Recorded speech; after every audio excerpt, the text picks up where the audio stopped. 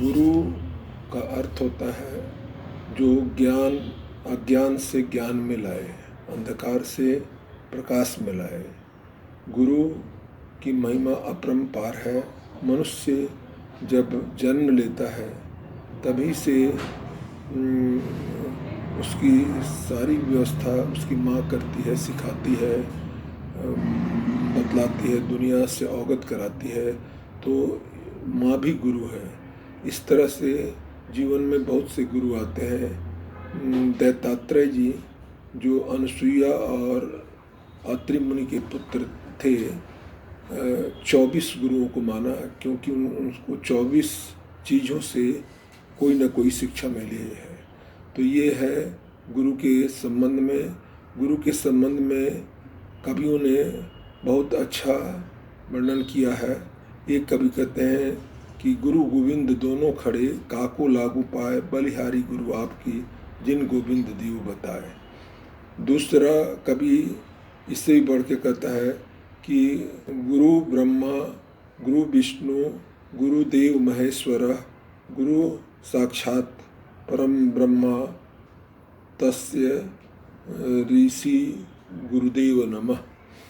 तो कहता है कि ब्रह्मा जी सृजन का काम करते हैं और भगवान संरक्षण का काम करते हैं, और शंकर भगवान खत्म समाप्ति का काम करते हैं।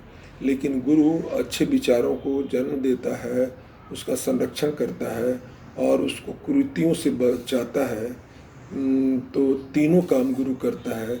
इसीलिए गुरु को ब्रह्मा विष्णु महेश कहा गया है और इससे तीनों से भी बढ़ के कहा गया है। आध्यात्मिक गुरु एक अवश्य रहना चाहिए और उसमें भी गुरु के प्रति कभी अश्रद्धा नहीं होनी चाहिए। इसलिए गुरु के चयन में जल्दीबाजी नहीं होनी चाहिए। एक व्यक्ति का कहना है कि गुरु करो जान के और पानी पियो छान के। एक घटना घटी, नारद भगवान जो ब्रह्मा के पुत्र हैं, इनकी कदर हर जगह होती है संत के कारण। ये गुरु की खोज में बहुत समय व्यतीत कर दिए कि विद्वान आएगा, एक से एक विद्वान आते गए और ये चयन नहीं कर पाए। तो एक बार की घटना है कि कहीं गए हुए थे, वहाँ इनका आदर सत्कार हुआ, लेकिन जैसे वहाँ से चले उसकी सफाई होने लगी तो कहा कि क्या क्यों हो रहा है ऐसा, तो गुरुमुख नहीं है।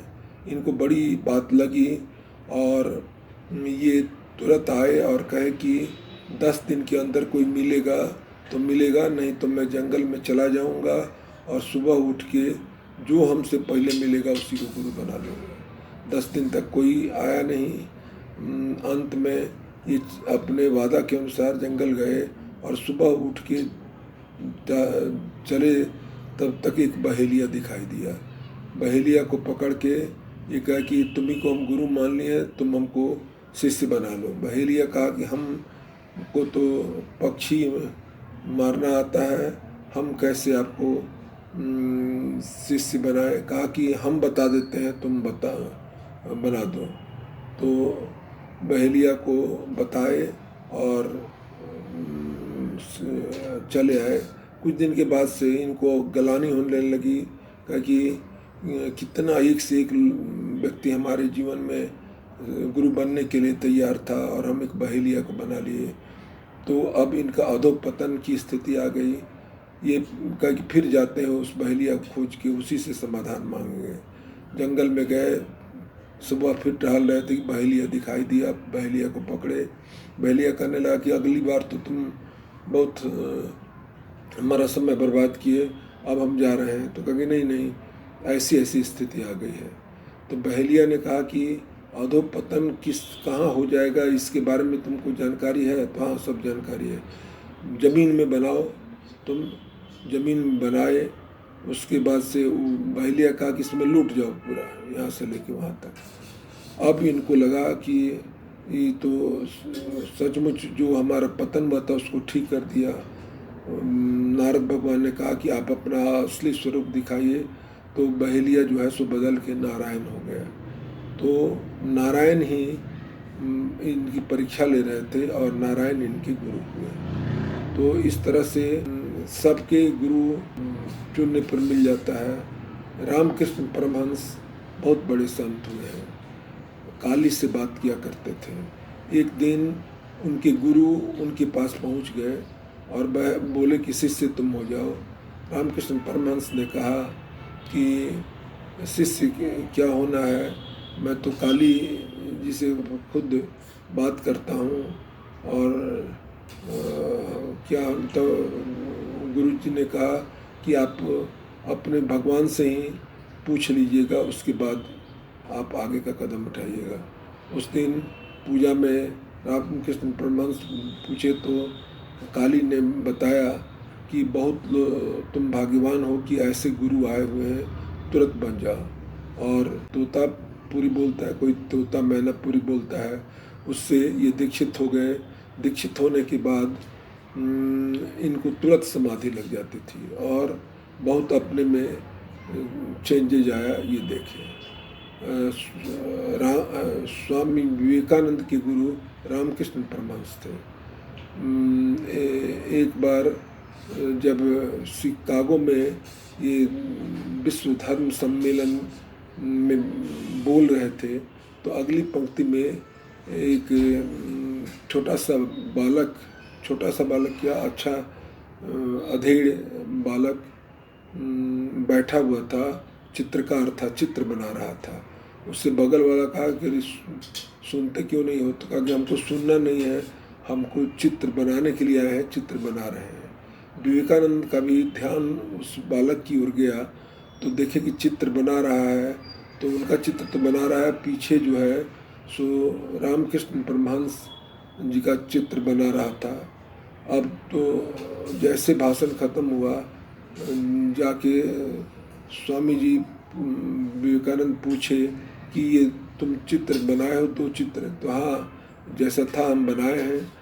तब इनको आभास हुआ कि गुरु रामकृष्ण परमहंस कितना उनका मदद किए कि उस महासभा में भी पीछे उनके विद्यमान थे और उनकी सहायता कर रहे थे। तो ये है गुरु का महत्व। गुरु और भी हुए हैं, जैसे देवताओं के गुरु बृहस्पति हैं और असुरों के गुरु शुक्राचार्य जी हैं। शुक्राचार्य जी भी अपने शिष्य को बहुत मदद किए।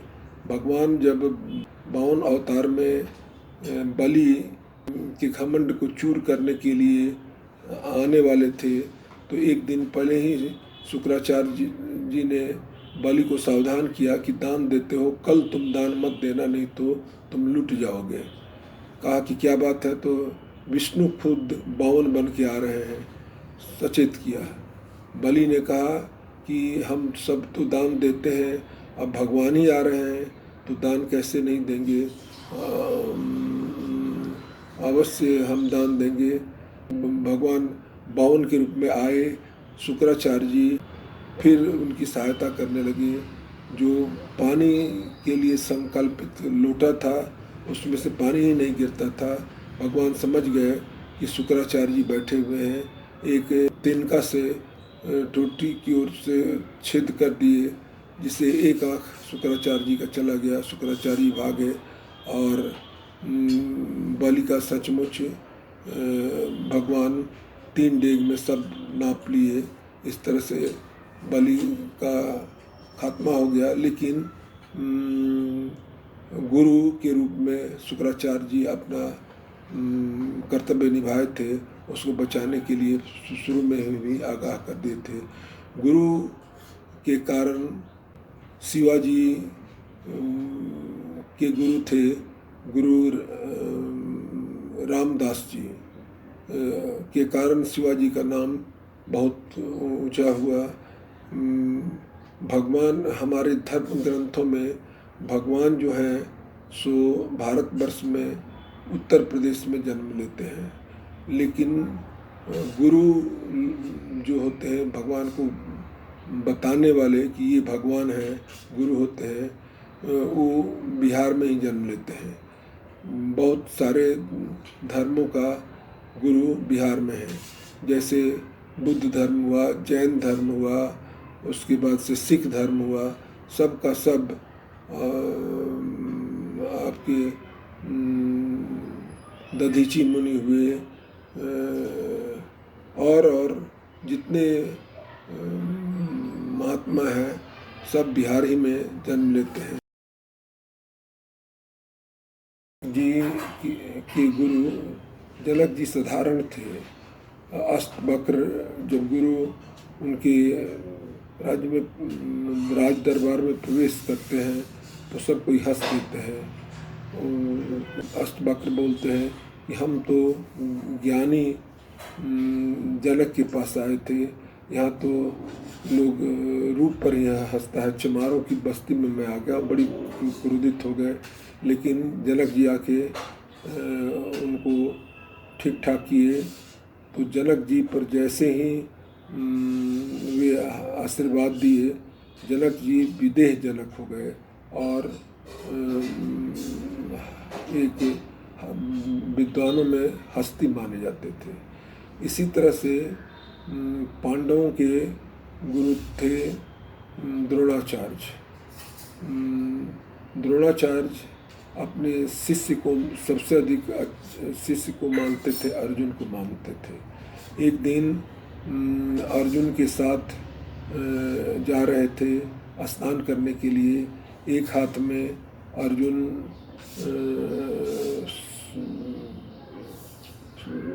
साबुन लिए हुए था और एक हाथ में कड़वा तेल लेके स्नान के लिए जा रहा था। एक कुत्ता भौं भौं करके बहुत डिस्टर्ब कर रहा था। अब समझ में ही नहीं आ रहा था कि अर्जुन को क्या करे। तब तक पीछे से एक बाण आया और कुत्ता को कुछ नहीं, उसके मुंह में जाबी लगा दिया, जिसके कारण वो भौंक नहीं सकता था। अब नहा के ये लोग चले कि भाई आखिर ये बाण कौन चलाया है। तो थोड़े दूर जहाँ इनका स्थान था उससे थोड़ी दूरी पर एक लड़का था जो कि तीर धनुष का ये कर रहा था। उससे पूछा गया क्या तुमने कुत्ते पर चलाया है? कहा कि हाँ हमने चलाया है। तो उसके बाद से कहा कि तुम्हारे गुरु कौन है? तो चित्र दिखाया तो वो भी द्रोणाचार्य का ही था। द्रोणाचार्य ने कहा कि साहब तो ठीक है, लेकिन तुमने गुरु दक्षिणा नहीं दी है। कहा कि जो आप इच्छा हो सो आप ही की कृपा से मैंने सीखा है, सो आप जो मांगिए। दक्षिणा में ये दाहिने हाथ का अंगूठा मांग लिए, वो तुरंत दे दिया। और इसी कारण कहा जाता है कि वो एक नंबर का नहीं हो सका, अर्जुन हुआ। कहते हैं लोग कि इस तरह से लांछना लगाते हैं लोग द्रोणाचार्य पर कि गुरु की महिमा को घटा दिए। लेकिन संत महात्मा कहते हैं कि ऐसी बात नहीं है। वो लोग देखते हैं, बहुत दूर तक देखते हैं, उसके बाद से सोच समझ के निर्णय लेते हैं। द्रोणाचार्य का पुत्र था अश्वत्थामा और अर्जुन शिष्य था। लेकिन जब ब्रह्मास्त्र चलाने की बात आई तो अपने बेटा को ब्रह्मास्त्र चलाने को तो सिखाए थे, लेकिन लौटाने को नहीं। और अर्जुन को चलाने को भी सिखाए थे और लौटाने को भी। तो पात्रता के आधार पर गुरु डिसाइड करते हैं। और ये तब पता चला जबकि अश्वत्थामा द्रौपदी के 5 पुत्रों की जघन्य हत्या करके भागा जा रहा था और उस समय कृष्ण और अर्जुन उसका पीछे किए तो ब्रह्मास्त्र का वो प्रयोग कर दिया। और इधर से अर्जुन भी ब्रह्मास्त्र का प्रयोग कर दिया। तो प्रलय की स्थिति आई तो दोनों सिरे पर 2 ऋषि हो गए, जिसके कारण ब्रह्मास्त्र का प्रभाव नहीं पड़ा। अंत में भगवान कृष्ण ने कहा कि तो तुम अपना ब्रह्मास्त्र को पीछे करो। तो अश्वत्थामा बोला कि हमको चलाना ही सिखाए थे, लौटाना नहीं। अर्जुन से पूछा गया तो ये अपना बाण लौटा दिए और उसका भी बाण लौटा दिए। इस तरह से पुत्र के होने के बावजूद भी अधिक सिखाए अर्जुन को। तो इसलिए पात्रता के हिसाब से संत महात्मा गुरु अपना निर्णय लेते हैं। विंध्याचल पर्वत जो था सो ठान लिया था कि हम जो है सो हिमालय से ऊपर जाएंगे। उस समय अगस्त जी का वो शिष्य था। तो अगस्त जी उत्तर में काशी में थे। अगस्त जी को हुआ कि आप दक्षिण में यात्रा कीजिए, और दक्षिण की ओर जब जा रहे थे तो हिमालय साष्टांग दंडवत देखा अगस्त जी को। तो किया अगस्त जी का कि मैं दक्षिण की ओर जा रहा हूँ, जब तक लौट के नहीं आऊँगा तब तक तुम इसी तरह से साष्टांग दंडवत करते रहोगे। जिसके कारण अभी विंध्याचल मैंने छोटा है, नहीं तो ऐसा करता कि भारत की भौगोलिक स्थिति ही खराब कर देता। इतना बड़ा कहा कि इतना बड़ा दंड दे दिया अगस्त जी, क्या कि दंड संत महात्मा देता है गुरु तो उसका परिणाम भी अच्छा होता है।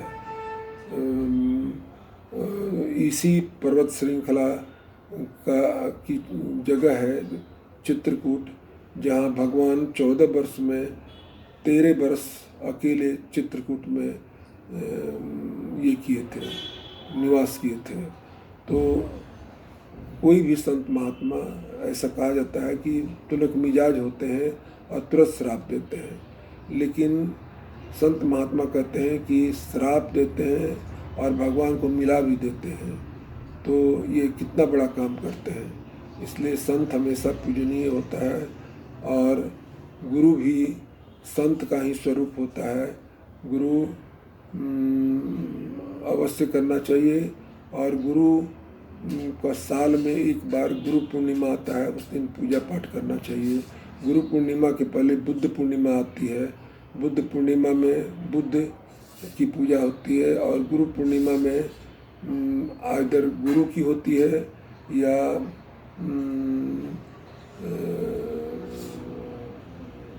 वेदव्यास की। वेदव्यास इतने ग्रंथ लिखे हैं, धार्मिक ग्रंथ, कि उनको सबका गुरु माना जाता है, और इसलिए हर एक व्यक्ति को गुरु करना चाहिए।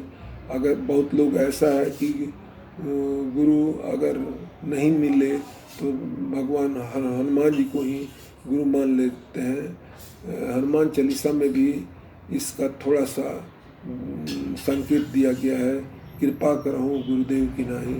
तो ये है गुरु की महत्ता, और गुरु ईश्वर से भी बढ़कर है, इसलिए गुरु का आदर होना चाहिए।